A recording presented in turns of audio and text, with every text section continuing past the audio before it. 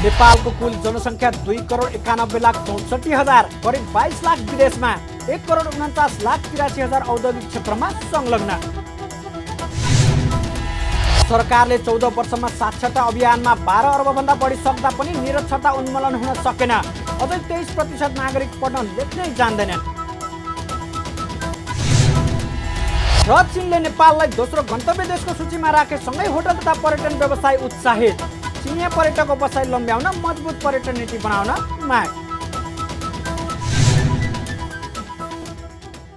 नमस्कार, कारोबार समाचारमा स्वागत छ।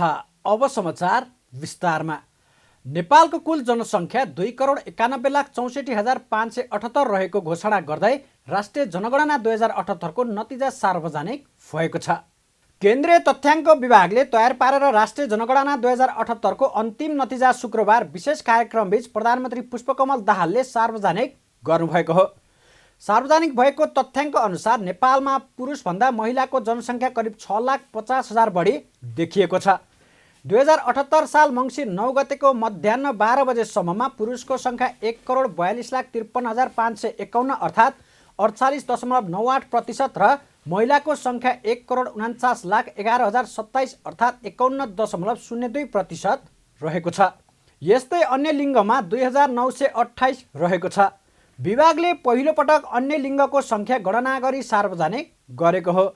राष्ट्रिय जनगणना अनुसार सबैभन्दा धेरै बागमती र मध्य प्रदेशमा करिब 21% जनसङ्ख्याको बसोबास रहेको छ भने कर्णाली प्रदेशमा सबैभन्दा कम रहेको छ। जनसङ्ख्याको वृद्धि भक्तपुरमा सबैभन्दा बढी वृद्धि भएको छ भने रामेछापमा सबैभन्दा कम भएको देखिएको छ। विक्रम सम्वत 2078 साल मङ्सिर महिनाको 9 गतेको मध्याह्न 12 बजेको, अब यो जनसङ्ख्या यति स्पेसिफिक हुन्छ भन्छन्। भूगोल र समयको ठुलो महत्त्व हुन्छ यसमा। समय घर्किने बित्तिकै जनसङ्ख्याका अवयवहरू जन्म, मृत्यु र बसाइसराईहरू परिवर्तनशील हुने भएको हुनाले समय तोकिनुपर्ने हुँदा मङ्सिर महिनाको 9 गतेको मध्याह्न 12 बजेको समयमा नेपालमा करिब 2,91,64,578 जना मानिसहरू बसोबास गर्छन् भनेर हामीले थाहा पायौँ।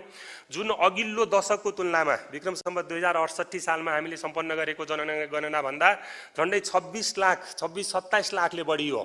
एक दशकको अवधिमा करिब 27 लाखले नेपालीहरूको जनसङ्ख्या बढ्न गयो र त्यो पूर्ण जनसङ्ख्यामध्ये 2,91,00,000 जनसङ्ख्यामध्ये महिलाहरूको सङ्ख्या पुरुषहरूभन्दा बढी छ। करिब 6,50,000 महिला दिदीबहिनीहरू बढी हुनुहुन्छ नेपालमा अहिलेको जनसङ्ख्याको हिसाब गर्दा। प्रदेश अनुसारको जनसङ्ख्या अघिल्लो जनगणना गर्दा हामीसँग प्रदेशहरू थिएनन्, तर पनि हामीले त्यतिखेरका जिल्लाहरूलाई प्रदेशमा समेटिएको हिसाबमा प्रदेशको जनसङ्ख्याको आकलन गरेका थियौँ। यसपालिको जनसङ्ख्याका अनुसार बागमती प्रदेश र मध्य प्रदेशमा जनसङ्ख्याको आकार उस्तै छ, थोरै मात्रै फरक छ। करिब बागमती प्रदेश र मध्य प्रदेशमा करिब 21% जनसङ्ख्याहरूको बसोबास छ भनेदेखि सबैभन्दा कम चाहिँ कर्णाली प्रदेशमा 6% भन्दा पनि कम बसोबास मानिसहरूको भएको छ। जिल्ला अनुसारको जनसङ्ख्या वृद्धि अलिकति मिश्रित प्रकारको छ। भक्तपुर जिल्लामा सबैभन्दा बढी जनसङ्ख्या वृद्धि भएको पाइएको छ पछिल्लो दशकमा, झन्डै 3.35% प्रति वर्षका दरले, जबकि राष्ट्रिय औसत 1% भन्दा पनि कम छ भन्ने विषय मैले भर्खरै उल्लेख गरेँ। त्यसपछि तराईका जिल्लाहरू रूपन्देही, चितवन, बाँके, झापामा अत्यधिक जनसङ्ख्या वृद्धि भएको छ भने मूलतः पहाडी र हिमाली जिल्लाहरू रामेछाप, खोटाङ, मनाङ, भोजपुर, तेह्रथुम जस्ता जिल्लाहरूमा अघिल्लो दशकको तुलनामा अलि धेरै जनसङ्ख्या घटेको छ। राष्ट्रिय जनगणना अनुसार नेपालमा कुल जनसङ्ख्याको 51.37% अर्थात् 1,49,83,310 जना औद्योगिक क्षेत्रमा संलग्न रहेको देखिएको छ। आर्थिक कामको औद्योगिक क्षेत्र वर्गीकरण अनुसार सबैभन्दा धेरै जनसङ्ख्या कृषि क्षेत्रमा 57.3% रहेको छ। यसपछि क्रमशः थोक एवं खुद्रा व्यापार, मोटर गाडी तथा मोटरसाइकल मर्मत कार्यहरूमा 12.5%, निर्माणमा 8.1%, अन्य सेवा प्रदान गर्ने क्रियाकलापहरूमा 3.9%, औद्योगिक उत्पादनमा 3.8% जनसङ्ख्या संलग्न रहेका छन्। कहाँ काम गर्नुहुन्छ, तपाईँ के काम गर्नुहुन्छ र कहाँ काम गर्नुहुन्छ भनेर हामीले यसरी अकुपेसन र इन्डस्ट्रीसँग सम्बन्धित विषयहरूलाई सोधेका थियौँ जनगणनामा। र यसमा फेरि यो इन्डस्ट्री अनुसार कुन चाहिँ उद्योगमा, कुन चाहिँ आर्थिक क्षेत्रमा तपाईँले काम गर्नुहुन्छ भन्दा फेरि सबैभन्दा धेरै कृषि क्षेत्रमा नै करिब 57.3% मान्छेहरूले चाहिँ कृषि क्षेत्रमा काम गर्छु भनेर उल्लेख गर्नुभएको छ भने त्यसपछि ठूलो सङ्ख्यामा चाहिँ व्यापार गर्ने मान्छेहरू पनि हुनुहुन्छ। त्यसपछि निर्माण क्षेत्रमा काम गर्ने मान्छेहरूको सङ्ख्या पनि निकै ठूलो भेटिएको छ आर्थिक रूपले सक्रिय जनसङ्ख्याको हिसाब गर्दा। यस्तै पेशागत वर्गीकरण अनुसार कृषि क्षेत्रमा 50.1%, सामान्य वा प्राथमिक पेशाका कामहरू 23%, सेवा तथा वस्तु बिक्री गर्ने कामदारहरू 5.8%, शिल्पकला तथा कालीगढ र यस सम्बन्धी व्यापार गर्ने कामदारहरू 5.6%, व्यवस्थापकहरू 5.1% रहेका छन्।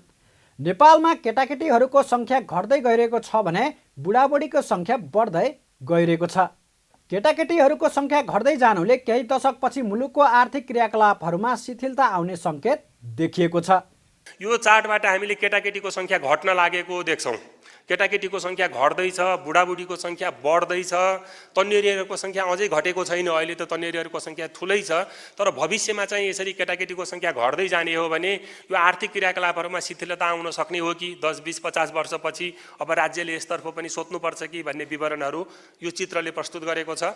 जनगणना अनुसार विदेश गएर परिवारमा अनुपस्थित रहने नेपालीहरूको सङ्ख्या पछिल्लो 10 वर्षमा 2,69,098 जना बढेका छन्।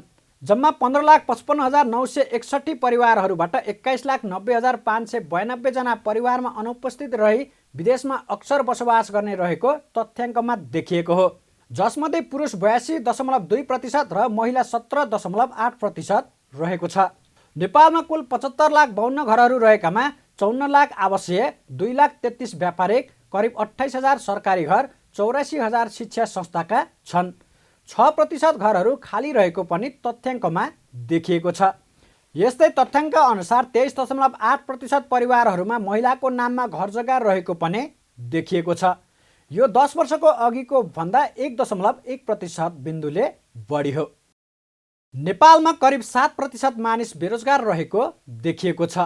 राष्ट्रिय जनगणना 2078 अनुसार 10 वर्ष वा सोभन्दा बढी उमेरका 1,38,38,105 जना आर्थिक रूपले सक्रिय रहेकोमा 7,67,657 जना अर्थात् 6.95% अक्सर बेरोजगार रहेको देखिएको हो।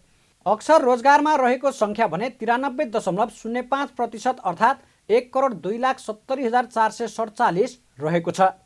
10 वर्ष वा सोभन्दा बढी उमेरका 2,39,58,868 जना व्यक्तिहरूमध्ये 1,56,89,777 जना अर्थात् 65.5% आर्थिक रूपले सक्रिय र 82,11,012 जना अर्थात् 34.3% आर्थिक रूपले सक्रिय रहेका छन्।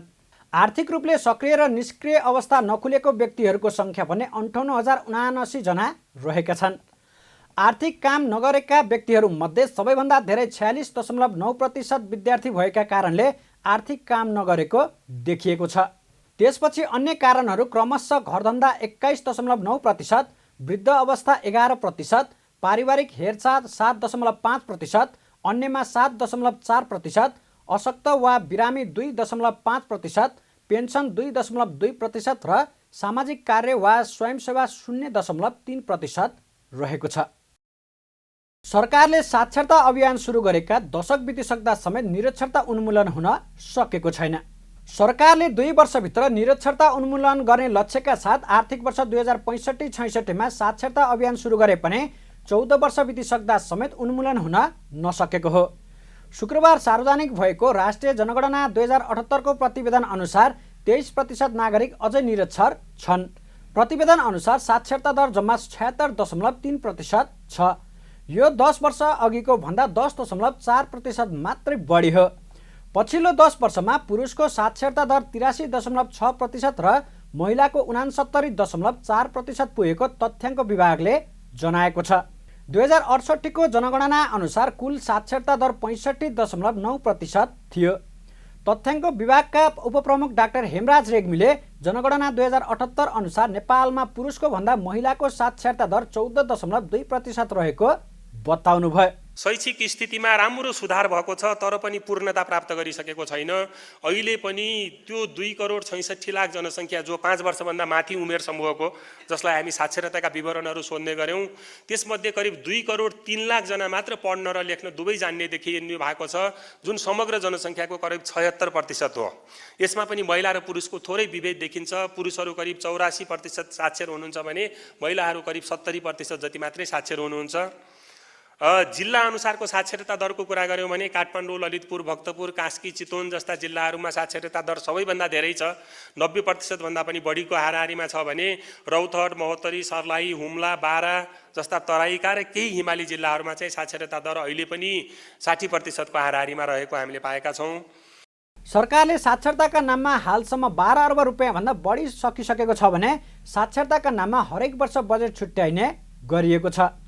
तर मुलुकमा 23% नागरिक अझै निरक्षर रहेको तथ्याङ्कले साक्षरताका कार्यक्रम प्रभावकारी हुन नसकेको देखिएको हो। साक्षरता कार्यक्रमलाई दलका नेता कार्यकर्ताहरूको जागिर खाने थलो मात्र बनाइरहँदा साक्षरता नेपाल घोषणाको लक्ष्य बजेटमा मात्र सीमित भएको छ। जनगणना अनुसार सहरी क्षेत्रको 78.5% जनसङ्ख्या साक्षर छ भने गाउँपालिका क्षेत्रका 71.9% जनसङ्ख्या साक्षर छ। कुल साक्षर जनसङ्ख्याको सबैभन्दा धेरै अर्थात् 28.7% व्यक्तिहरू प्राथमिक तह उत्तीर्ण गरेका छन् भने निम्न माध्यमिक तह 19.9%, एसएलसी वा सो सरह 9.5% र एसएलसी भन्दा माथिल्लो तह उत्तीर्ण गरेको सङ्ख्या 19.5% रहेका छन्। अनौपचारिक शिक्षा हासिल गर्ने व्यक्तिहरू 1.8% रहेको तथ्याङ्कमा उल्लेख छ। प्रधानमन्त्री पुष्पकमल दाहालले तथ्याङ्कको गुणस्तर अभिवृद्धि गरी नियमित रूपमा तथ्याङ्कको आपूर्ति हुने व्यवस्था मिलाउन जरुरी रहेको बताउनु भएको छ। शुक्रबार राष्ट्रिय जनगणना 2078 को अनौपचारिक घोषणा कार्यक्रमलाई सम्बोधन गर्दै प्रधानमन्त्री दाहालले सङ्घ, प्रदेश र स्थानीय तहमा उत्पादन हुने सबै विषयका तथ्याङ्कको गुणस्तर अभिवृद्धि गरी नियमित रूपमा तथ्याङ्कको आपूर्ति हुने व्यवस्था गर्नुपर्ने आवश्यकता औल्याउनु भएको हो। उहाँले सरकारले तथ्याङ्क प्रणालीको सुदृढीकरण तथा एकीकृत तथ्याङ्क पद्धतिको निर्माण गर्ने उद्देश्यले हालै जारी गरेको तथ्याङ्क ऐन 2079 को कार्यान्वयनलाई उच्च प्राथमिकतामा राखेको पनि बताउनु भयो। प्रधानमन्त्री दाहालले जनगणनाबाट उपलब्ध तथ्याङ्कले सुशासनको अभिवृद्धि, दिगो विकास लक्ष्य तथा जनसङ्ख्या विकास सम्बन्धी अन्तर्राष्ट्रिय सम्मेलनहरूमा नेपालले गरेको प्रतिबद्धता लगायत अन्य राष्ट्रिय विकासका लक्ष्यहरूको अनुगमन तथा मूल्याङ्कन र विद्यमान सूचकहरूको प्रगति मापनमा सहयोग पुर्याउने विश्वास पनि व्यक्त गर्नुभयो। जनसङ्ख्या तथ्याङ्क नेपालको तथ्याङ्क प्रणालीको एक अभिन्न अङ्ग हो। यो लगायत सङ्घ, प्रदेश र स्थानीय तहमा उत्पादन हुने सबै विषयका तथ्याङ्कको गुणस्तर अभिवृद्धि गरी नियमित रूपमा तथ्याङ्कको आपूर्ति हुने व्यवस्था मिलाउन जरुरी देखेको छु। तसर्थ तथ्याङ्क प्रणालीको सुदृढीकरण तथा एकीकृत तथ्याङ्क पद्धतिको निर्माण गर्ने उद्देश्यले हालसालै जारी भएको तथ्याङ्क ऐन 2079 को कार्यान्वयनलाई नेपाल सरकारले उच्च प्राथमिकतामा राखेको कुरा पनि म यहाँ जानकारी गराउन चाहन्छु। राष्ट्रिय जनगणना 78बाट उपलब्ध भएका तथ्याङ्कले सुशासनको अभिवृद्धि, दिगो विकास लक्ष्य तथा जनसङ्ख्या र विकास सम्बन्धी अन्तर्राष्ट्रिय सम्मेलनहरूमा नेपालले गरेका प्रतिबद्धता लगायत अन्य राष्ट्रिय विकास लक्ष्यहरूको अनुगमन तथा मूल्याङ्कन र विद्यमान सूचकहरूको प्रगति मापनमा पनि सहयोग पुग्नेछ। प्रधानमन्त्री दाहालले तथ्याङ्कले महिला परिवार मूली भएका परिवारहरू तथा परिवारमा उपलब्ध सञ्चार लगायत अन्य साधन सुविधा, सफा खानेपानी प्रयोग गर्ने, बिजुली प्रयोग गर्ने, खाना पकाउन आधुनिक इन्धनको प्रयोग गर्ने, शौचालय सुविधा भएका परिवारको अनुपात वृद्धि भएको देखिएको पनि बताउनु भयो। सारांशमा महिला परिवार मूली भएका परिवारहरू तथा परिवारमा उपलब्ध सञ्चार लगायत अन्य साधन सुविधा, सफा खानेपानी प्रयोग गर्ने, बिजुली प्रयोग गर्ने, खाना पकाउन आधुनिक इन्धन प्रयोग गर्ने, शौचालय सुविधा भएका परिवारको अनुपात वृद्धि भएको छ। प्रधानमन्त्री दाहालले जनगणना देशको आर्थिक र सामाजिक स्थिति प्रस्तुत गर्ने महत्त्वपूर्ण कार्य भएको समेत बताउनु भयो। सरकारले वसन्त बहादुर कुँवरलाई प्रहरी महानिरीक्षक आइजिपीमा नियुक्त गरेको छ। शुक्रबार प्रधानमन्त्री तथा मन्त्री परिषदको कार्यालय सिंहदरबारमा बसेको मन्त्री परिषदको बैठकले यस्तो निर्णय गरेको हो। आजबाट प्रहरी महानिरीक्षक धीरज प्रताप सिंह अवकाशमा जाँदै हुनुहुन्छ। उहाँको अवकाशसँगै 5 जना एआइजीहरूको आइजिपी बन्न प्रतिस्पर्धा रहेको थियो। जसमा वसन्त कुँवर प्रहरी महानिरीक्षकमा नियुक्त हुनुभएको सँगै मामिला तथा सामान्य प्रशासन मन्त्री अमनलाल मोदीले बताउनुभयो। क्याबिनेटको चाहिँ निर्णयअनुसार चाहिँ हाम्रो क्याबिनेटले चाहिँ मेरिट बेस अनुसार चाहिँ पुरै 1 नम्बरबाट नै सुरु गरेर हाम्रो वसन्त बहादुर कुँवर चाहिँ नियुक्ति भयो। हालको 30 वर्ष सेवा अवधि कायमै रहे उहाँले 1 वर्ष मात्रै प्रहरीको नेतृत्व सम्हाल्नुहुनेछ। 3 दिन अघि मात्रै सरकारले उनीहरूलाई प्रहरी अतिरिक्त महानिरीक्षकमा बढुवा गर्ने निर्णय गरेको थियो। बेलारुसमा अल्पत्र परेका 9 जना नेपाली महिलालाई नेपाल फर्काइएको छ। शुक्रबार उनीहरूलाई नेपाल फर्काइएको हो। नेपाल फर्किएपछि त्रिभुवन अन्तर्राष्ट्रिय विमानस्थलमा आयोजित पत्रकार सम्मेलनमा बोल्दै नेकपा एकीकृत समाजवादीकी सांसद जयन्ती देवी राईले नेपाल फर्काइएपछि अब बलियो आत्मविश्वास भएर अघि बढ्न सुझाव दिनुभयो। उहाँले विदेशमा पुर्याई अल्पत्र बनाउने अपराधीलाई सरकारले कारबाही गर्ने आश्वासन पनि दिनुभयो। अब नेपाल फेर्नु भएको छ, सबभन्दा ठुलो कुरा त्यो हो।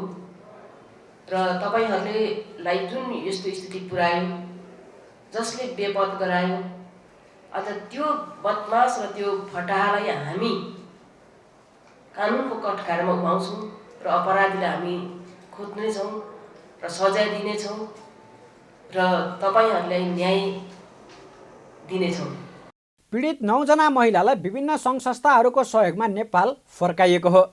उनीहरू टिकटक लाइभमा आएर नेपाल फर्काइदिन आग्रह गरेपछि नेपालबाट स्वदेश फर्काउने प्रयास भएको हो। होटल तथा पर्यटन व्यवसायीहरूले चिनिया पर्यटकको नेपाल बसाइ लम्ब्याउन, सडक पूर्वाधारको विकास गर्न तथा मजबुत पर्यटन नीति बनाउन माग गरेका छन्। पर्यटन व्यवसायीहरूले चीन सरकारले नेपाललाई दोस्रो गन्तव्य देशको सूचीमा राखेकाले नेपाल घुम्न आउने चिनिया पर्यटकमा वृद्धि हुने भन्दै बसाइ लम्ब्याउन र पूर्वाधार निर्माणमा जोड दिन माग गरेका हुन्। उनीहरूले पर्यटकलाई सेवा दिनका लागि भौतिक संरचना लगायत अन्य सेवाका लागि तयारी अवस्थामा रहेको बताउँदै अब नेपालले हवाई उडानलाई नियमित सिधा उडान सेवा थप विस्तार गर्नुपर्ने बताएका छन्। उहाँले नेपालमा आउने चिनिया पर्यटकको नेपाल बसाइलाई बढाउनको लागि गन्तव्य स्थानको भौतिक संरचना बनाउन पर्ने आवश्यक पनि औल्याएका छन्। यस्तै सरकारले नेपाललाई पर्यटकीय गन्तव्यको ब्रान्डिङ बनाएर अन्तर्राष्ट्रिय थप 2 विमानस्थलमा छुट प्याकेज ल्याउनु पर्ने सुझाव पनि दिएका छन्। पहिलो उनीहरूको गन्तव्य नेपाल पर्ने देखिन्छ, किन नेपाल अरू देश अन्य मुलुकभन्दा नजिक पनि, फ्लाइटको डेस्टिनेसन पनि डाइरेक्ट पनि हुने र नेपाल अलिकति कल्चर वाइज पनि फरक। मिडल इस्टतिर जानुभयो भने नर्मल्ली अब स्पेसल्ली अरू देशहरूमा जाँदा लगभग चाइनाको जस्तै कल्चर मिल्छ भने नेपालमा अलिकति फरक। हामी साउथ एसियन अलिक छुट्टै खालको कल्चर देखिने भएर नेपाल चाहिँ पहिलो डेस्टिनेसनमा परिरहेको देखिन्छ अहिले।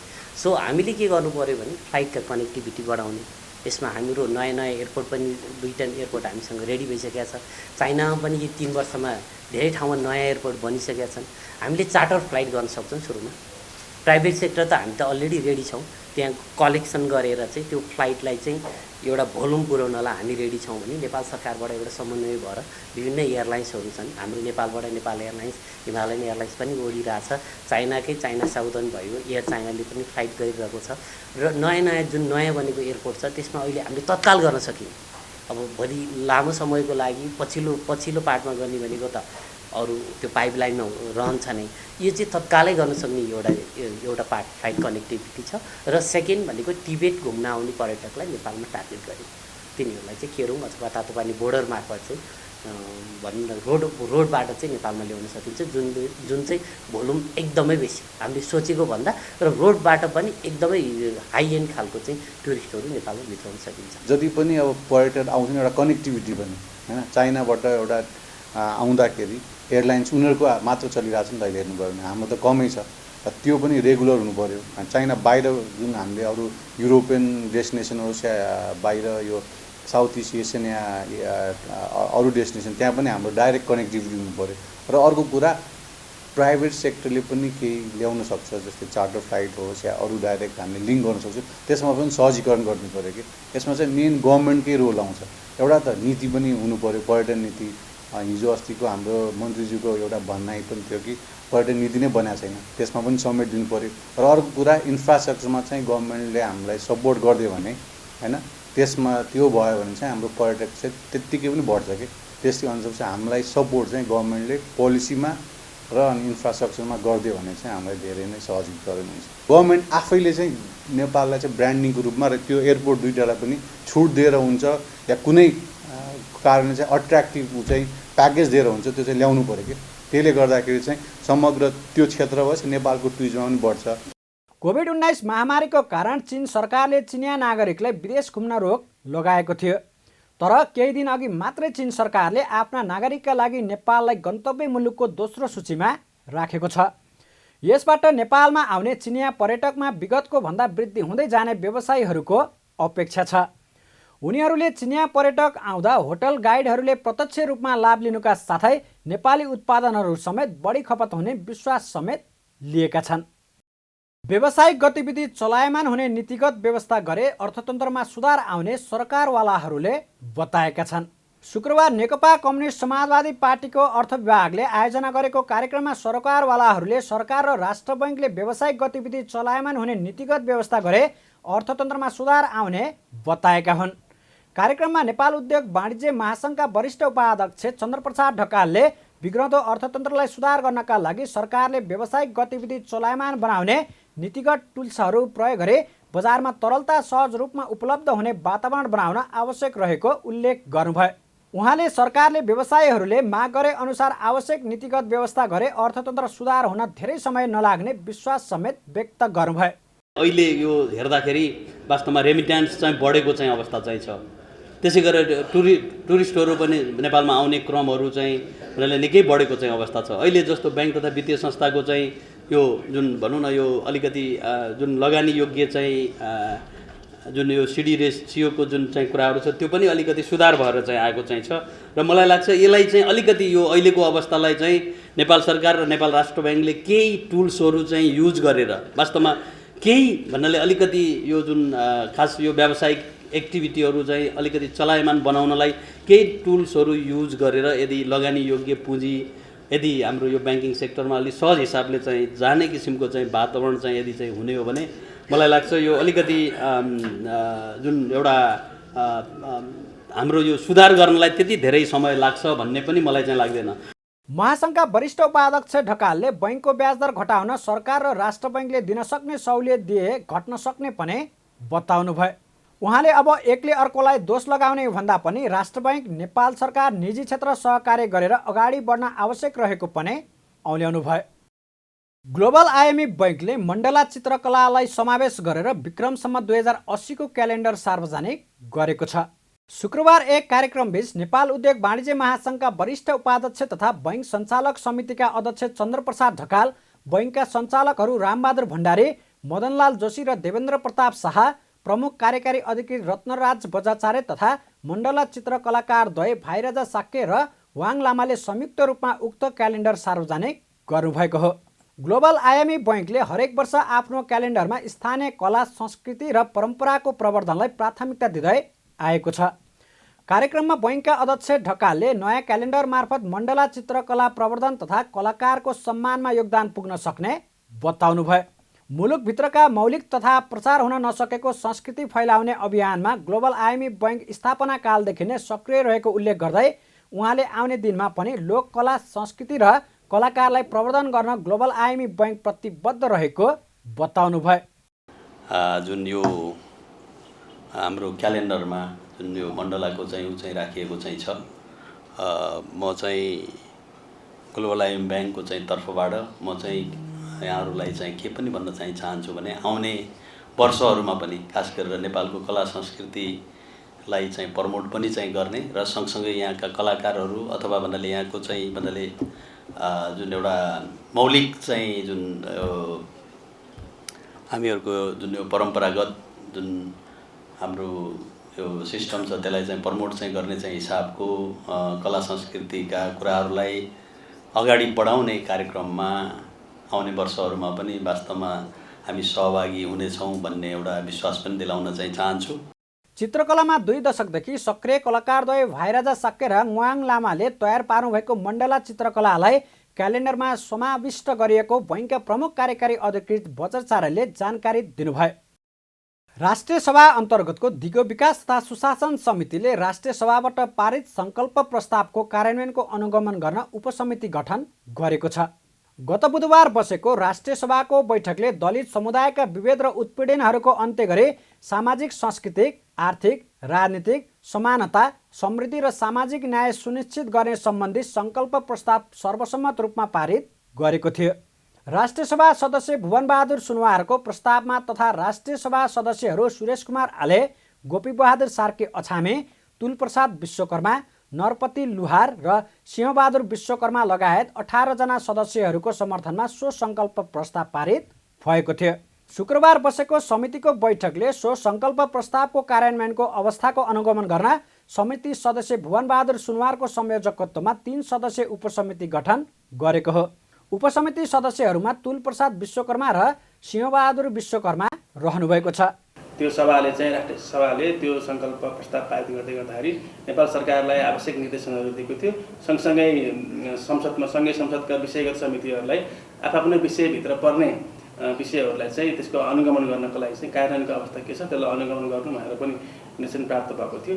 सोही बमोजिम राष्ट्रिय सभाबाट पारित सङ्कल्प प्रस्तावको अनुगमन गर्नका लागि यस दिगो विकास तथा सुधार समितिभित्र परेका विषयहरूमा अनुगमन गर्नका लागि चाहिँ दिगो विकास तथा सुधार समितिका मान्य सदस्य भुवन बहादुर विश्वकर्माको संयोजकतामा मान्य तुलप्रसाद विश्वकर्मा र मान्य सिंहबहादुर विश्वकर्मा रहनुभएको एउटा अनुगमन कार्यान्वयन समिति चाहिँ हामीले आजको निर्णय गर्यौँ।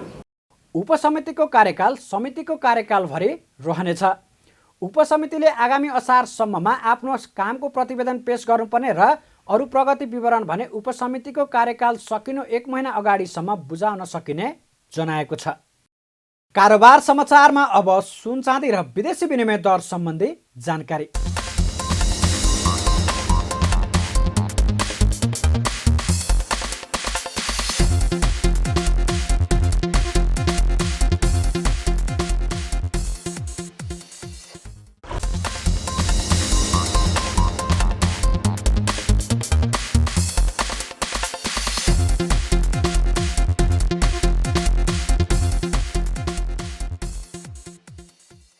बिदा हुनुअघि अहिलेसम्मका प्रमुख समाचार फेरि एकपटक।